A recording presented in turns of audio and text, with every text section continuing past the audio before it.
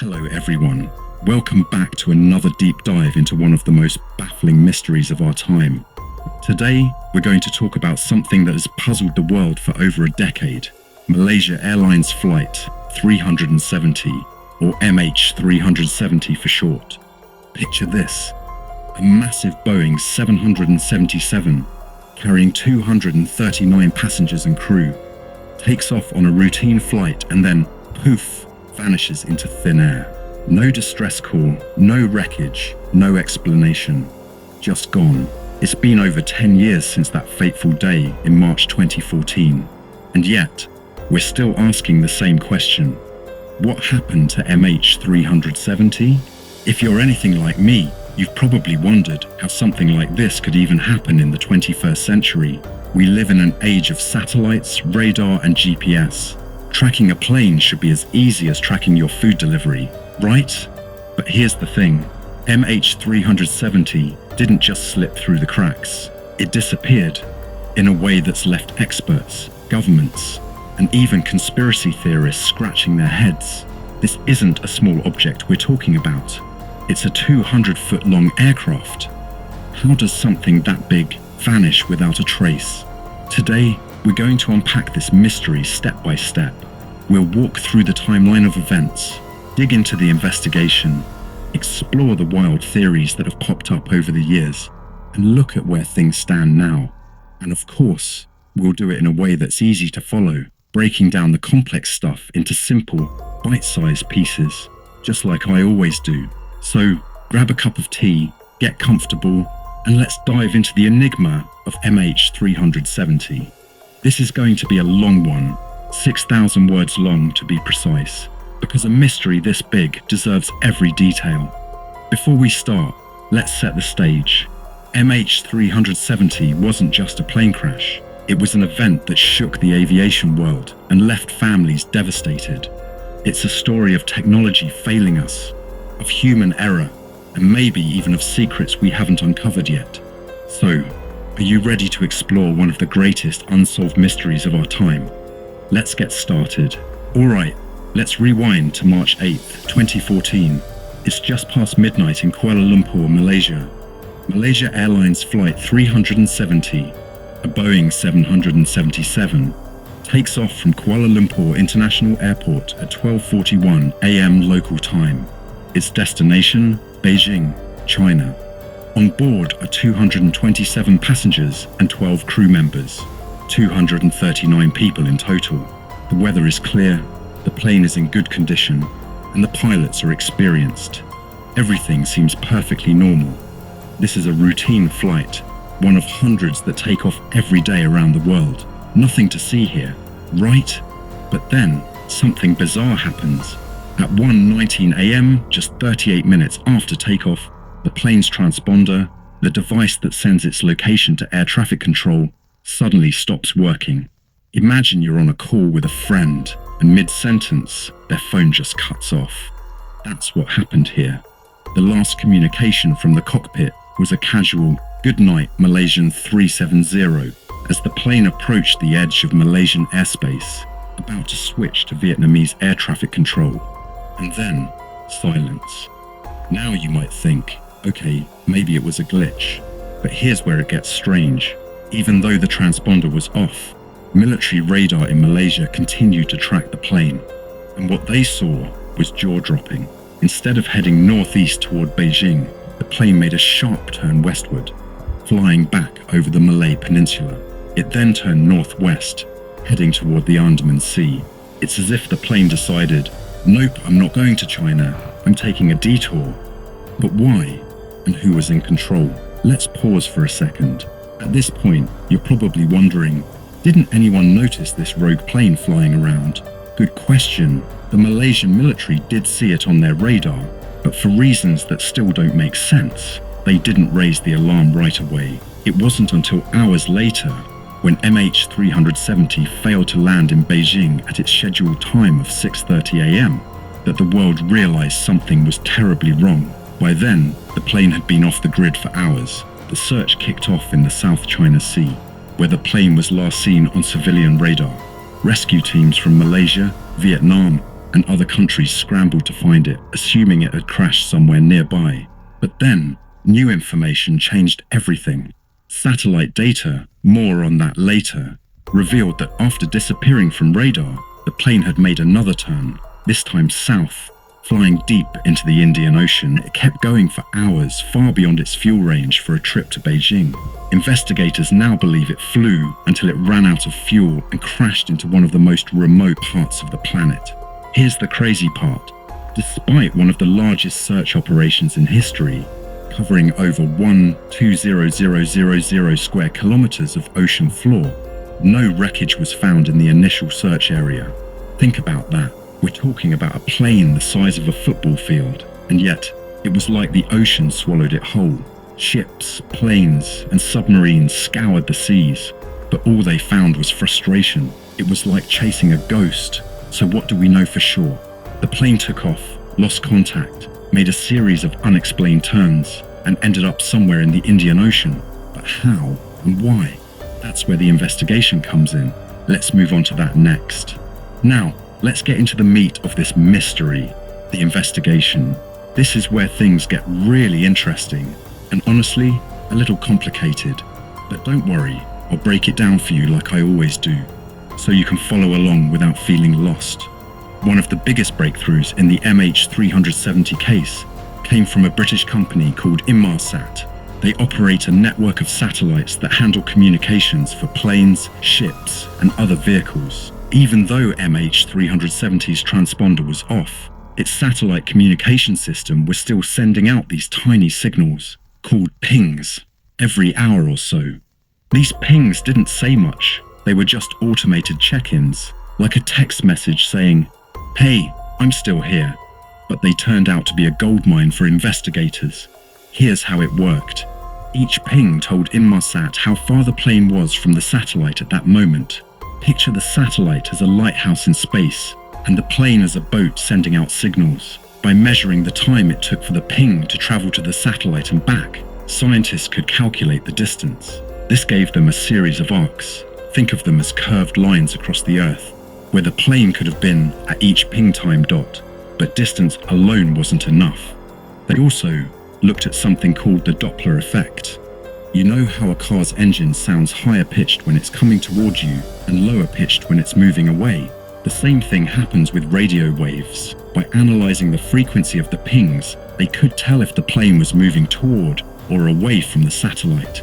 Combining this with the distance data, they figured out that after disappearing from radar, MH370 had turned south and flown into the Indian Ocean. This narrowed the search area to a massive arc stretching from Indonesia to the southern tip of Africa. But even then, we're talking about tens of thousands of square kilometers of ocean, an area so vast it's hard to wrap your head around. It's like trying to find a single coin in a swimming pool the size of a city. With this new information, the search shifted to the southern Indian Ocean, off the coast of Western Australia. Australia took the lead, coordinating an international effort that included ships, planes, and underwater drones.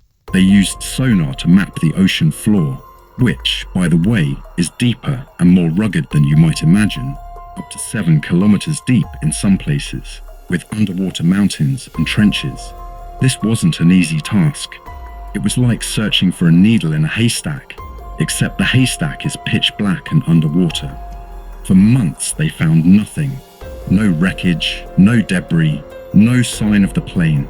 Billions of dollars were spent, and still, the ocean kept its secrets. The official underwater search, led by the Australian Transport Safety Bureau, covered 120,000 square kilometers before it was called off in January 2017. Can you believe that? One of the most advanced searches in history, and they came up empty-handed. But then, in July 2015, a ray of hope emerged. A piece of the plane's wing, called a flaperon, was found washed up on Reunion Island, a French territory in the Indian Ocean, about 4,000 kilometers from the suspected crash site. This was huge. After months of nothing, here was physical proof that MH370 had ended up in the ocean. French investigators confirmed it was from the missing plane, matching its serial number to MH370's records. But what was fascinating was the condition of the flaperon. Some experts pointed out that the damage suggested the plane might have hit the water in a controlled way, like a pilot gently ditching it, rather than a violent nosedive. This sparked all kinds of speculation. Was someone still flying the plane until the very end? If so, who? Over the next few years, more debris turned up. Pieces of the wing, tail, and even parts of the cabin interior. These were found on the coasts of Madagascar, Mauritius, and South Africa, carried by ocean currents from the crash site. Each piece was like a breadcrumb, hinting at where the plane might be. But here's the problem without the main wreckage. The fuselage, the black boxes, the bodies. We're still missing the big picture. Let's dig a little deeper into the debris. Oceanographers used something called drift analysis to trace where these pieces might have come from. They studied the currents in the Indian Ocean, which flow westward from Australia toward Africa. By working backward, they estimated that the plane likely crashed somewhere in the southern Indian Ocean, west of Perth. This matched the satellite data, but the exact spot remained elusive. The condition of the debris also raised questions. Some pieces showed signs of wear from months or years in the water, while others looked surprisingly intact. This led to debates about how the plane went down. Did it break apart on impact, scattering debris across a wide area? Or did it sink mostly intact, leaving only a few pieces to float away? Without the black boxes, the flight data recorder and cockpit voice recorder, we can't say for sure. Before we move on, let's talk about the people involved. The investigation wasn't just about technology, it was about the 239 lives lost. The pilots, Captain Zahari Ahmad Shah and First Officer Fariq Abdul Hamid, were scrutinized heavily. Zahari was 53, with over 18,000 hours of flight experience, while Fariq was 27 and still in training. Were they involved? Did something go wrong in the cockpit? We'll explore that in the theories section. The passengers, mostly Chinese nationals, along with Malaysians, Australians, and others, were also investigated. Could there have been a hijacker on board? Background checks found nothing suspicious, but the possibility lingered. Alright, now let's get to the fun part. The theories. Over the years, people have come up with all sorts of ideas about what happened to MH370. Some are plausible, some are wild, and some are just plain ridiculous. Let's break down the main ones. The most talked about theory is that the captain, Zahari Ahmad Shah, deliberately crashed the plane. Why? Some point to the manual shutdown of the transponder and the plane's odd flight path, turning back over Malaysia and then south, as evidence of intent. They also found a flight simulator at his home with a route similar to MH370's ending in the Indian Ocean. Pretty suspicious, right? But here's the counter-argument. There's no solid proof. Zahari had no history of mental health issues, no financial problems, and his family said he was happy. Plus, if it was suicide, why fly for 7 hours? Why not crash right away? Another idea is that a fire depressurization or some other failure knocked out the crew, and the plane flew on autopilot until it ran out of fuel.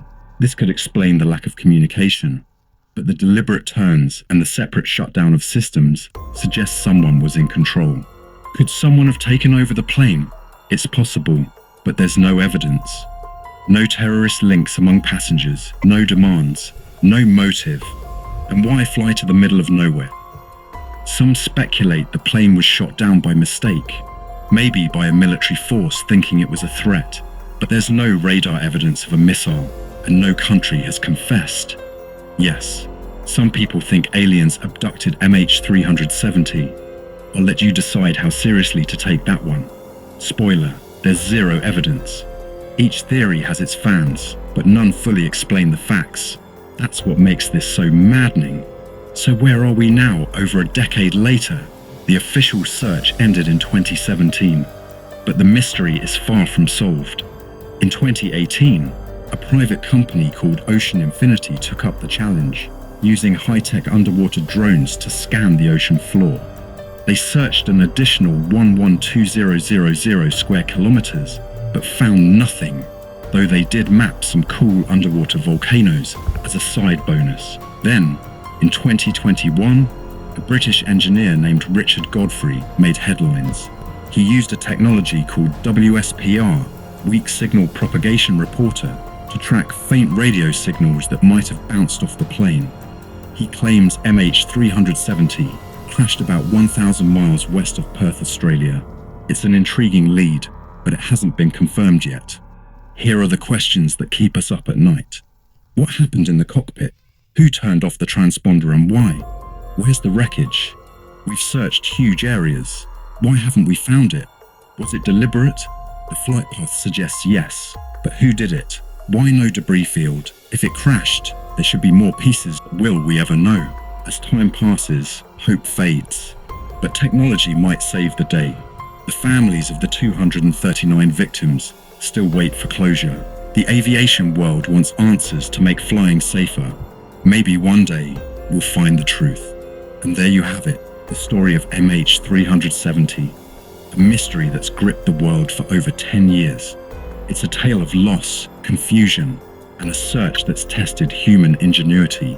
We've covered the timeline, the investigation, the theories, and the lingering questions. But at its heart, this is about people, the 239 souls lost and the families left behind. As I always say, the truth is out there, and it's up to us to keep looking for it. MH370 isn't just a puzzle to solve. It's a reminder of how much we still don't understand about our world. So let's keep asking questions, pushing for answers, and honoring those who deserve closure. Thanks for joining me on this journey. If you found this helpful, hit that like button, share it with your friends, and subscribe for more deep dives. Until next time, stay curious.